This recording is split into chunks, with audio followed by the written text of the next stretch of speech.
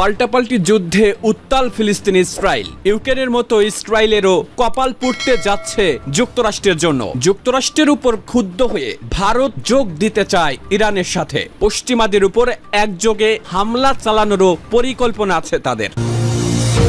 এরপরে জানাবো, স্বাধীনতাকামী সংগঠন হামাসকে দোষারোপ করল ফিলিস্তিনের প্রধানমন্ত্রী মাহমুদ আব্বাস। তিনি বলছেন, ইসরায়েলকে গাজায় আগ্রাসনের অজুহাত করে দিয়েছে হামাস। ফিলিস্তিনের প্রধানমন্ত্রীর এমন মন্তব্য মুসলিম উম্মার জন্য বেশ উদ্বেগের। দর্শক, এ সম্পর্কে আপনার কি মন্তব্য কমেন্টস করে জানিয়ে দিন।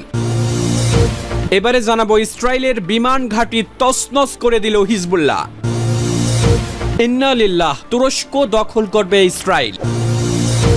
এবং সবশেষে, ইসরায়েলের জন্য অস্ত্র বহনকারী জাহাজকে বন্দরে ভিড়তে দেয়নি স্পেন। সংবাদ শিরোনামগুলো শুনছিলেন, এবারে জানিয়ে দিব বিস্তারিত।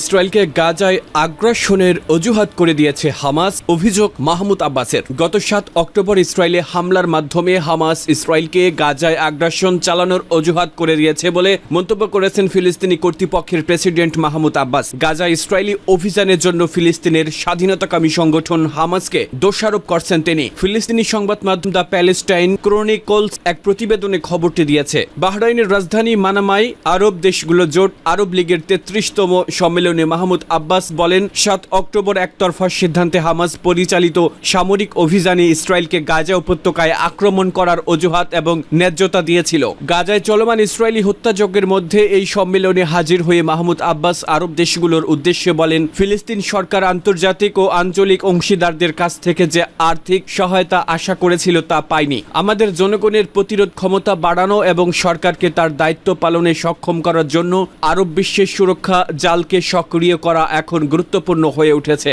ফিলিস্তিনি কর্তৃপক্ষের শাসন অধিকৃত পশ্চিম তীরে আরও সীমিত হয়েছে। এছাড়া ফিলিস্তিনিদের পক্ষে ইসরায়েল দ্বারা সংগৃহীত কর রাজস্ব স্থানান্তর নিয়ে বিরোধের কারণেও এর শাসন ক্ষমতা ব্যাপকভাবে হ্রাস পেয়েছে। প্রাক্তন পিএ প্রধানমন্ত্রী মোহাম্মদ শাতায়ের মতে, আন্তর্জাতিক দাতা গোষ্ঠীর সহায়তাও কমেছে উল্লেখযোগ্য হারে। বার্ষিক $600 কোটি বাজেটের 30% থেকে আন্তর্জাতিক সাহায্য নেমে এসেছে প্রায় 1%। গাজা উপত্যকায়ও এক সময় ফিলিস্তিনি কর্তৃপক্ষের শাসন ছিল, কিন্তু 2006 সালে নির্বাচনে জয়ী হয়ে সেই সরকারকে উচ্ছেদ করে স্বাধীনতাকামী সংগঠন হামাস রাজনৈতিক বিশ্বাসের দিক দিয়ে ফাতাহ এবং হামাসের মধ্যকার সম্পর্ক চরম বৈরী। ফাতাহ নিয়মতান্ত্রিক উপায়ে রাজনৈতিক সংগ্রামের মাধ্যমে ফিলিস্তিনের স্বাধীনতা আন্দোলন চালিয়ে নিতে বিশ্বাসী। অন্যদিকে হামাস বিশ্বাস করে সশস্ত্র পন্থা অনুসরণের মাধ্যমে ইসরায়েলকে ধ্বংসের মাধ্যমে ফিলিস্তিনের স্বাধীনতা অর্জন সম্ভব। গত 7 অক্টোবর গাজার উত্তরাঞ্চলীয় সীমান্তে অতর্কিত হামলা চালায় হামাস ও তার মিত্র গোষ্ঠী প্যালেস্টিনিয়ান ইসলামিক জিহাদের প্রায় 1000 যোদ্ধা। ওই সময় সীমানা প্রাচীর ভেঙে ইসরায়েলি ভূখণ্ডে প্রবেশ করে নির্বিচারে গুলি চালিয়ে 1200 মানুষকে হত্যা করে তারা। সেই সঙ্গে জিম্মি হিসেবে 242 জনকে ধরে নিয়ে যায় তারা। জবাবে ওই দিন থেকেই গাজায় সামরিক অভিযান শুরু করে ইসরায়েলের প্রতিরক্ষা বাহিনী, যা এখনো চলছে। ইতিমধ্যে এই অভিযানে নিহত হয়েছেন 35,000-এরও বেশি ফিলিস্তিনি। এই নিহতদের 56% নারী এবং শিশু।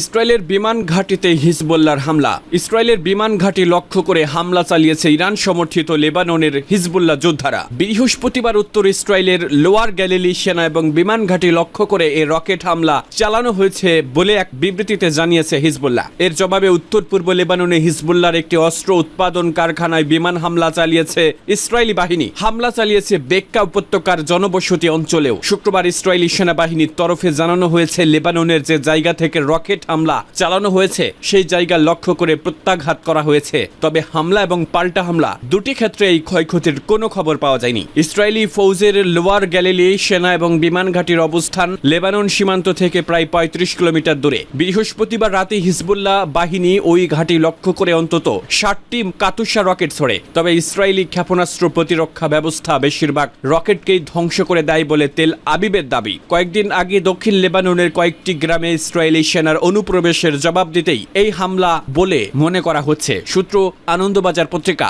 তুরস্ক দখল করবে ইসরায়েল। হামাস যোদ্ধারা শুধু ফিলিস্তিনকেই নয় বরং তুরস্ককেও রক্ষা করেছে, এমনই এক বিস্ফোরক মন্তব্য করেছেন তুর্কি প্রেসিডেন্ট রিসেপ তাইপ এরদোয়ান। তিনি জানান, গাজা উপত্যকায় স্বাধীনতাকামী সংগঠন হামাসকে পরাজিত করার পর ইসরায়েল থেমে থাকবে না, বরং তারা তুরস্ক দখলের পথে এগিয়ে যাবে। দ্য টাইমস অফ ইসরায়েলের এক প্রতিবেদনে বলা হয়, বুধবার তুরস্কের রাজধানী আঙ্কারায় সংসদীয় দলের সঙ্গে বৈঠকে এমন আশঙ্কা ব্যক্ত করেন তুর্কি প্রেসিডেন্ট এরদোয়ান। জানান, ইসরায়েল শুধু গাজায় বিজয়ী হয়ে থেমে যাবে এমনটা মনে করা যাবে না। যদি এখনই ইসরায়েলকে থামানো না যায় তবে তারা আজ অথবা কাল আনাতোলিয়ার দিকে অগ্রসর হবে। তিনি জানান, তুরস্ক সবসময় হামাসের পাশে থাকবে। গাজার স্বাধীনতাকামী এই সংগঠনটি তাদের মাতৃভূমির স্বাধীনতার জন্য লড়াই করছে এবং একই সাথে আনাতোলিয়াকে রক্ষা করছে। আনাতোলিয়া বলতে মূলত বৃহত্তর তুর্কি উপত্যকাকে বোঝাতে চেয়েছেন তুরস্কের প্রেসিডেন্ট। আনাতোলিয়া পশ্চিম এশিয়ার একটি উপদ্বীপ। তুরস্কের বেশিরভাগ অংশ এই উপদ্বীপেই গঠিত। আনাতোলিয়াকে ইংরেজিতে এশিয়া মাইনর নামেও ডাকা হয়। এর আগে সোমবার তুর্কি প্রেসিডেন্ট জানান, চলমান যুদ্ধে আহত হামাসের 1000-এরও বেশি সদস্যকে তুরস্কের হাসপাতালে চিকিৎসা দেওয়া হচ্ছে। এছাড়া সম্প্রতি তিনি ইস্তাম্বুলে হামাস প্রধান ইসমাইল হানিয়ার সঙ্গে দেখা করেছেন এবং ফিলিস্তিনের পক্ষে নিজের সমর্থন ব্যক্ত করেছেন। চলতি মাসের শুরুতে ফিলিস্তিনি যোদ্ধাদের সমর্থনে তেল আবিবের সঙ্গে সব ধরনের বাণিজ্য বন্ধ করেছে আঙ্কারা। শুধু তাই নয়, তুরস্ক আর ইসরায়েলের সঙ্গে নিবিড় বাণিজ্যিক সম্পর্ক বজায় রাখছে না বলেও জানান তুর্কি প্রেসিডেন্ট। এমনকি এই ধরনের সম্ভাবনার বিষয়টিও বন্ধ হয়ে গেছে বলে মন্তব্য করেন এরদোয়ান। গেল মাসে হামাস যোদ্ধাদের তুর্কি স্বাধীনতা যোদ্ধাদের সঙ্গে তুলনা করেন প্রেসিডেন্ট এরদোয়ান। এতে তুর্কি প্রেসিডেন্টের বেশ প্রশংসাও করে যোদ্ধা সংগঠনটি। এক বিবৃতিতে তারা জানায়, ইসরায়েলের দখলদারত্বের বিপক্ষে এরদোয়ানের সাহসী বক্তব্য এবং ভ্রাতৃ প্রতিম অবস্থান ফিলিস্তিনের মানুষ মনে রাখবে। ফিলিস্তিনি জনগণ তার কথা কখনো ভুলবে না। দীর্ঘ দখলদারত্ব আর পশ্চিম তীরে নিরীহ ফিলিস্তিনিদের উচ্ছেদের প্রতিবাদে গেল বছরের 7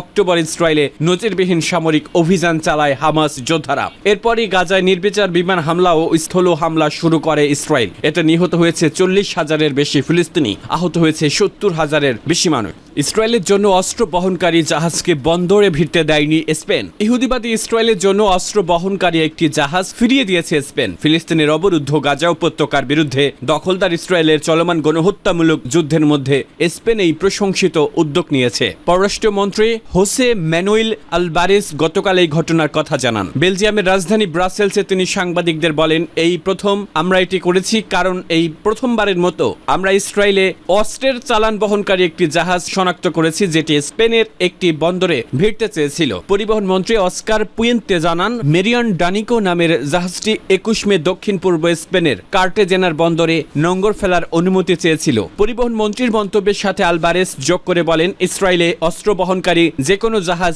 স্পেনিশ বন্দরে ভিড়তে চাইলে তার সাথে একই নীতি গ্রহণ করা হবে। তিনি বলেন, পররাষ্ট্র মন্ত্রণালয় একটি সুস্পষ্ট কারণে এই ধরনের অনুরোধকে নিয়মতান্ত্রিক প্রত্যাখ্যান করবে। আসলে মধ্যপ্রাচ্যে আর অস্ত্রের প্রয়োজন নেই, বরং সেখানে শান্তি দরকার।